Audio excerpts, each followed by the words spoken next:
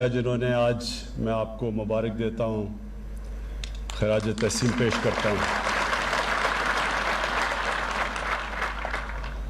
میں آج اس لیے خاص طور پہ یہاں آیا ہوں،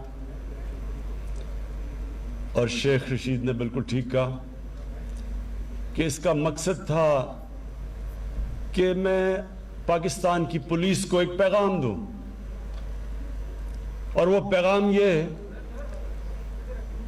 کہ جب تک ایک قوم کی جان اور مال کی حفاظت نہیں ہوتی وہ قوم ترقی نہیں کر سکتی۔ جو بارڈرز پہ قوم کی جان اور مال کی حفاظت کرتی ہے وہ پاکستان کی فوج ہے، اور جو اندر ملک کے جو سیکیورٹی دیتی ہے ایک قوم کو، اور جو ایک انویسٹر کی، ایک بزنس مین کی، ایک شہری کی جو پروٹیکشن دیتی ہے وہ ہے پولیس۔ اور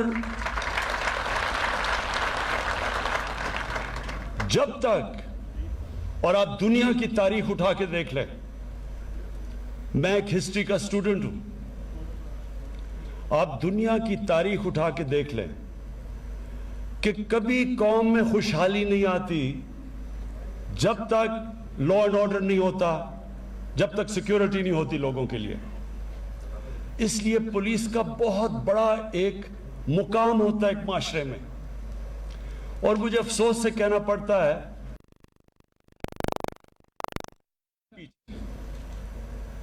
غلامی کا دور تھا، انگریز کی پولیس تھی، تو انگریز پولیس سے غلط حرکتیں کرواتا تھا، لوگوں کو دباتا تھا، لوگوں کے حقوق ختم کرتا تھا، پولیس سے لوگوں کو خوف تھا۔ وہی انگریز اپنے ملک میں، پولیس وہاں اس طرح کی نہیں تھی، اپنے ملک میں جو پولیس تھی وہ شہریوں کی دیکھ بھال کرتی تھی، شہری اس کو اپنا سمجھتے تھے، لیکن کیونکہ یہاں ہمیں غلام بنایا ہوا تھا اور حکومت کرتا تھا تو پولیس کا رویہ یہاں مختلف تھا۔ میں آج اس لیے آیا ہوں، میں یہ چاہتا ہوں کہ قوم ہماری پولیس کو پسند کرے، اپنا سمجھے، پیار کرے ان سے۔ ہم جب پختونخوا میں ہماری حکومت آئی 2013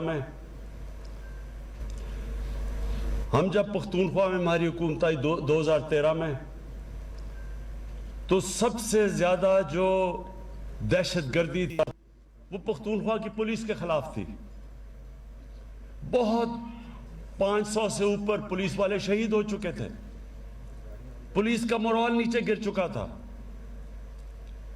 لیکن وہاں کی پولیس جس طرح تبدیل ہوئی ہمارے دیکھتے دیکھتے، جس طرح اس پولیس نے پھر دہشت گردی کا مقابلہ کیا، اور پھر ایسا وقت آیا کہ پشاور کے شہریوں نے، مردان کے شہریوں نے پولیس کی حمایت میں جلسے کیے، جلوس نکالے۔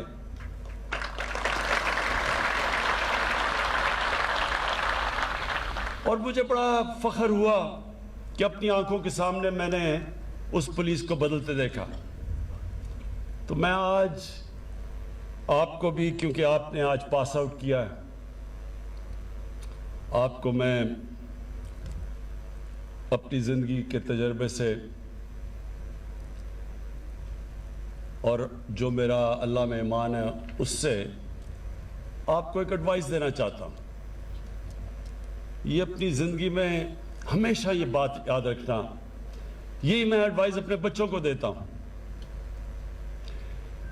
کہ جب ہم اللہ سے نماز میں صرف ایک چیز مانگتے ہیں کہ اللہ ان کے راستے پہ لگا جن کو تو نے نعمتیں بخشیں، ان کے نہیں جو اپنی تباہی کے راستے پہ نکل گئے۔ ہمیشہ آپ کے سامنے میں دو راستے آئیں گے، ہر انسان کے سامنے میں کبھی نہ کبھی اس کو فیصلہ کرنا پڑ جاتا ہے، دو مختلف چوائسز آ جاتی ہیں۔ میں جب کرکٹ میں اوپر آ رہا تھا تو میرے سامنے بھی یہ دو راستے آ گئے۔ ساؤتھ افریقہ میں ان دنوں میں کرکٹ کھیلتے تھے، وہ اپارٹھائیڈ کی رجیم تھی، UN کی سینکشنز تھیں، تو بڑے پیسے دیتے تھے ساؤتھ افریقہ کرکٹ کھیلنے کے لیے۔ تو بڑا مجھے پیسہ آفر ہوا کہ آپ ساؤتھ افریقہ آ کے کرکٹ کھیلیں. لیکن اگر میں کرکٹ کھیلتا تھا ان کے لیے تو میں ایک رجیم جو کہ ریسسٹ رجیم تھی, اپارٹھائڈ کی رجیم تھی, میں نے اس کو سپورٹ کرنا تھا. تو پیسہ تو مل جانا تھا لیکن عزت نہیں ملنی تھی. پھر جب میں کیپٹن بنا, پہلے کیپٹن میں مجھے ایک ہندوستان کے کسی بکی نے آفر کیا کہ اگر آپ ٹاس کا میں فیصلہ بتا دیں تو آپ کو اتنے پیسے دیں گے. ان دنوں میں بڑا پیسہ تھا وہ. تو یہ یاد رکھنا کہ یہ ہر انسان کو یہ دو راستے, ایک شیطانیت کا راستہ ہے, ایک انسان کی عظمت کا راستہ ہے. ایک راستہ وہ ہے جو اللہ قرآن میں ہمیں کہتا ہے کہ نبی صلی اللہ علیہ وسلم کے راستے پہ چلو, ان کی سنت پہ چلو. وہ راستہ آسان راستہ نہیں ہے. کئی دفعہ جو آپ آسان راستہ سمجھتے ہیں وہ آپ کی تباہی کا راستہ ہے. تو آپ کو ہمیشہ یہ چوائسز کرنی پڑیں گی. اور یہ میں آپ سے بالکل, یہ جو شیخ رشید نے کہا, یہ بالکل آپ کی بات ٹھیک ہے. میں سمجھتا ہوں کہ آپ کو بھی جو تنخواہ ملتی ہے وہ کافی نہیں ہے. بلکہ آپ کو نہیں, ہمارے کتنے تنخواہ دار طبقہ ہے, کیونکہ مہنگائی بڑھتی گئی ہے کئی سالوں سے, تو اس کی وجہ سے تنخواہیں اتنی نہیں جتنی ملنی چاہیے. تو آسان ہوتا ہے کہ چلے یہ راستہ لے لیں, پیسہ مل جائے گا, صرف ضمیر بیچنا ہوتا ہے. لیکن میں آج آپ کو یہ کہتا ہوں کہ قرآن میں اللہ نے واضح لکھا ہوا ہے کہ رزق اللہ کے ہاتھ میں ہے. آپ جو آپ حلال کی بھی کما سکتے ہیں, حرام کی بھی کما سکتے ہیں, لیکن قرآن میں واضح ہے کہ رزق اس کے ہاتھ میں ہے. میں نے اپنی زندگی میں دیکھا, اور شیخ رشید نے بھی اسی ٹائم پہ دیکھا ہوگا, وہ سیاستدان جن کو اللہ نے اتنا موقع دیا, ملک کے سربراہ بنا دیے, اور ان کے سامنے بھی یہ دو راستے تھے. وہ بھی حلال کی کمائی بھی کر سکتے تھے, اور بہت بڑی ایک عزت ہوتی ہے ملک کا سربراہ بننا. لیکن جس راستے پہ وہ نکل گئے, آپ کے سامنے آج وہ عبرت کا نشان بنے ہوئے ہیں. ان کے پاس آج اتنا پیسہ ہے, ان کو خود نہیں پتا کتنا پیسہ ہے, لیکن کبھی ہسپتالوں میں جا رہے ہیں, کبھی ملک سے باہر جا رہے ہیں, کبھی بچے باہر جا رہے ہیں, بچے باہر بھاگے ہوئے ہیں. کئی بچے کو جھوٹ بولنا پڑ رہا ہے باپوں کی چوری کو بچانے کے لیے. کیا فائدہ اس پیسے کا؟ یہ پیسہ اللہ کا عذاب ہے.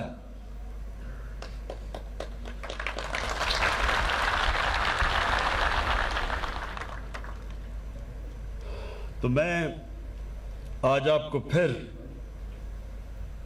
یہ ایک چیز بتانا چاہتا ہوں کہ ساری یہ یاد رکھیں, کئی لوگ نماز پڑھتے ہیں, ان کو پتہ ہی نہیں وہ کیا مانگ رہے ہیں اللہ سے. 5 وقت میں اللہ کی جب نماز پڑھتے ہیں صرف ایک چیز مانگتے ہیں, اللہ ان کے راستے پہ لگا جن کو تو نے نعمتیں بخشی. یعنی آپ کا خوشی کا راستہ ہے. جو نعمتیں جب اللہ کسی پہ بخشتا ہے وہ سب, اس کو تو اندر سکون مل جاتا ہے. اور جو راستہ ہم سمجھتے ہیں کہ آسان راستہ ہے, ہم دیکھتے ہیں لوگوں کو کہ بڑے بڑے محلوں میں رہ رہے ہیں, اصل میں ان کی اصلیت تو اندر کیا ان کے اوپر گزر رہی ہوتی ہے وہ اللہ جانتا ہے. عذاب ہوتا ہے. تو آپ کے لیے, کیونکہ آپ کا بہت بڑا رول ہے معاشرے میں, پولیس کا بہت بڑا رول ہے. پولیس ایک معاشرے کے اندر جب لوگوں کی حفاظت کرتی ہے اور لوگ پولیس کو اپنا لیتے ہیں, میری بات یاد رکھنا کہ وہ معاشرہ اٹھ جاتا ہے. کیونکہ وہاں سب سے بڑی چیز انویسٹمنٹ آنی شروع ہو جاتی ہے, سرمایہ کاری شروع ہوتی ہے. ہمارے بیرون ملک پاکستانی وہ سب سے بڑا اس ملک کا اثاثہ ہے. میں کیونکہ میرا واسطہ ان سے زیادہ تھا دنیا میں کرکٹ پہ پہلے ٹریول کرتا تھا, پھر اس کے بعد ویسے جب میرا باہر جانا ہوتا ہے تو ان کو سب سے بڑا مسئلہ کیا ہوتا ہے کہ وہ جب اپنا باہر سے پیسہ پاکستان لے کے آتے ہیں, کوئی پلاٹ لیتے ہیں, کوئی گھر لیتے ہیں, یا قبضے ہو جاتے ہیں ان پہ, تو جب وہ گھر اور پلاٹ ہی نہیں لے سکتے, وہ یہاں سرمایہ کاری کیسے کریں گے, فیکٹریاں کیسے لگائیں گے؟ تو وہی ذہن میں ڈال لیں کہ صرف اوورسیز پاکستانی اس ملک کو اٹھا سکتے ہیں، لیکن ان کا مسئلہ کیا ہے؟ ان کو اس وقت اعتماد نہیں ہے کہ ہمارا پیسہ، ہماری انویسٹمنٹ سیکیور رہے گی، سیف رہے گی، اور اس لیے پولیس کا بہت بڑا رول ہے اس پاکستان کو اوپر اٹھانے میں۔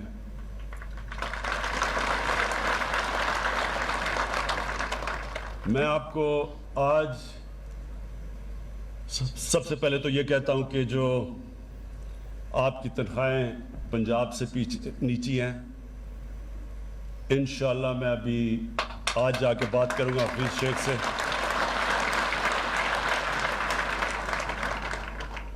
میں آپ کو یہ سب کو بتا دوں کہ یہ ملک، ہم جب پچھلے 2 سال سے جو ہمارے معاشی حالات ہیں، سب سے بڑا مسئلہ کیا ہے؟ ملک کے گھر کی طرح ہوتا ہے، گھر مقروض، سب سے زیادہ قرضے چڑھے ہوئے ہیں۔ تو جب ایک گھر پہ قرضے چڑھتے ہیں تو کیا کرتا ہے گھر؟ ہر گھر میں کبھی نہ کبھی مشکل وقت گزرتا ہے، تو جب قرضے چڑھتے ہیں تو گھر اپنے خرچے کم کرتا ہے جب تک اس کی آمدنی نہیں بڑھتی۔ تو جب خرچے کم کرتا ہے تو تکلیف ہوتی ہے لوگوں کو۔ ہم نے بھی میں نے اپنے آفس کے، پرائم منسٹر ہاؤس اور پرائم منسٹر آفس کے 60 سے 70% خرچے کم کیے ہیں۔ ہم نے فیڈرل گورنمنٹ نے 40 ارب اپنی فیڈرل گورنمنٹ میں خرچے کم کیے ہیں۔ کیوں کیے ہیں؟ کیونکہ ہم نے بیلنس کرنا ہے، ہم قرضوں پہ گزارا نہیں کر سکتے۔ اور میں بڑے فخر سے آج کہتا ہوں کہ جو 2 ہمارے سب سے بڑے مسئلے تھے، ایک ہے کرنٹ اکاؤنٹ ڈیفیسٹ، یعنی کہ جو پیسہ ڈالر ملک میں آ رہے ہیں اور جو باہر جا رہے ہیں، یہ 5واں مہینہ ہے کہ وہ 17 سال کے بعد وہ سرپلس پہ چلا گیا ہے۔ اور دوسرا جو ہماری آمدنی اور خرچے اندرونی ہیں، اگر ہمیں قرضوں کی قسطیں نہ ادا کرنی پڑیں تو اس میں بھی ہم نے اپنا بیلنس کر لیا، یعنی کہ ہم تھوڑا سرپلس پہ ہیں۔ یہ بہت بڑا 2 سالوں میں ہماری گورنمنٹ نے، میرے خیال میں یہ بہت بڑا کارنامہ انجام دیا۔ کوئی نہیں سمجھ رہا تھا کہ 2 سالوں میں یہ ہوگا، لیکن جب تک ہماری آمدنی نہیں بڑھتی تو ساری قوم کو کہتا ہوں تھوڑا صبر کرنا پڑے گا آپ کو، کیونکہ انشاءاللہ جس طرح آگے حالات ہمیں نظر آ رہے ہیں، ہمارے ملک میں اللہ نے سب کچھ دیا ہے، صرف ہم نے اپنی مینجمنٹ گورننس سسٹم ٹھیک کرنا ہے اور یہ ملک اٹھ جائے گا۔ اور انشاءاللہ ہمارے پاس اتنا پیسہ ہوگا کہ پولیس کو ہی نہیں، آپ کی تنخواہیں پنجاب نہیں، سارے پاکستان میں پولیس کی بھی تنخواہیں بڑھائیں گے۔ اپنے جو ہمارے سارے سرکاری نوکر ہیں، بیوروکریٹس ہیں، تنخواہ دار ہیں، انشاءاللہ سب کی تنخواہیں بڑھائیں گے جیسے جیسے آمدنی ہماری بڑھتی جاتی ہے۔ لیکن میں 2 چیزیں آج کہنا چاہتا ہوں اسلام آباد پولیس کو۔ نمبر 1 کہ ساری اسلام آباد پولیس کے ہر گھر کو ایک ہیلتھ کارڈ دیں گے ہم۔ ہیلتھ کارڈ کا مطلب کہ ہر گھر کے پاس ایک ہیلتھ انشورنس ہوگی، اور انشاءاللہ 10 لاکھ روپے کی ہر پولیس کے گھر کی ہیلتھ کی انشورنس ہوگی کہ 10 لاکھ تک کسی گورنمنٹ یا پرائیویٹ ہاسپٹل میں آپ اپنا علاج کروا سکیں گے۔ اور دوسرا، آپ کو میں جو ہم نیا پاکستان ہاؤسنگ بنا رہے ہیں، اس کے اندر جو بھی تنخواہ دار، اور خاص طور پہ شروع آپ سے کریں گے، اسلام آباد پولیس اور آپ کے اسلام آباد میں جو فیڈرل یہ جو ہمارے سرکاری نوکر ہیں، ان سب کے لیے ہم اب وہ کرنے جا رہے ہیں جو کبھی پاکستان میں پہلے نہیں ہوا، کہ سرکاری نوکر جو اپنی تنخواہ سے جو کرایہ دیتے تھے، وہ کرایہ آپ کے گھروں کی قسطوں کے اوپر چلا جائے گا، یعنی کہ بجائے کرایہ دینے کے وہ گھر کی قسطیں دیں گے اور آپ کا وہ گھر اپنا ہو جائے گا۔ یہ ہمارا بڑا پروگرام ہے نیا پاکستان ہاؤسنگ میں، خاص طور پہ آپ جیسے پولیس والوں کے لیے، سرکاری نوکروں کے لیے۔ تو وہ انشاءاللہ ہم پولیس سے شروع کریں گے اور ہم ہیلتھ کارڈز بھی آپ سے شروع کریں گے۔ باقی میں آئی جی صاحب جو آپ نے ریکویسٹ کی وہ میں ساری آپ کی جا کے پروسیس کروں گا۔ جو آپ نے چیزیں کہیں وہ کیونکہ میں بادشاہ نہیں اور پرائم منسٹر ہوں تو مجھے پوچھنا پڑتا ہے اپنے فائنانس منسٹر سے، اس سے بات کر کے، تو انشاءاللہ آپ کی پوری पूरी कोशिश करूंगा आपकी हिमायत करूं। मैं आपको आखिर में फिर अपनी पुलिस को आज आप जो पास आउट किए हैं, आपके लिए भी अपनी सारी पाकिस्तान में जो पुलिस है उसको भी आज पैगाम देना चाहता हूं कि अब वक्त आ गया कि हमारी पुलिस एक और लेवल की हो, जिसकी इज्जत हो माशरे में, जो माशरा उसको ओन करे। और इंशाल्लाह जिस तरह पख्तूनख्वा के अंदर एक चेंज हमने देखा था, मैं वो सारे पाकिस्तान में देखना चाहता हूं। और आप जो नए आज पास आउट किया है, आप सबको तो मैं पहले इस्लामाबाद में बिल्कुल एक फ़र्क देखना चाहता हूं कि बिल्कुल पुलिस एक जिस तरह नया पाकिस्तान है, एक नई पुलिस फोर्स हमारे सामने आए जो एक बिल्कुल मुख्तलिफ उसकी एटीट्यूड हो, उसका एक लोगों के अंदर शेख साहब ने कहा वीआईपीज़ का तो हम करते ही रहते हैं हम। मैं चाहता हूं कि जो आम हमारा शहरी जो गरीब आदमी है, आप उसको वीआईपी बनाएं, वो आपके लिए वीआईपी हो, उसकी रिस्पेक्ट हो। एक माशरे की पहचान कभी नहीं होती कि उस माशरे में वीआईपीज़ कैसे रहते हैं। एक माशरे की पहचान वो होती है कि जो अपने कमज़ोर तबके को वो माशरा कैसे रखता है। और इंशाल्लाह आपकी एटीट्यूड जब मैं देखूंगा, अपने गरीब लोगों की तरफ आपकी एटीट्यूड कैसी है, और उसके बाद फिर मैं अगली भी आपकी पासिंग आउट परेड पे आऊँगा और आके फिर बताऊँगा कि एक साल में क्या फ़र्क पड़ा है। बहुत बहुत शुक्रिया।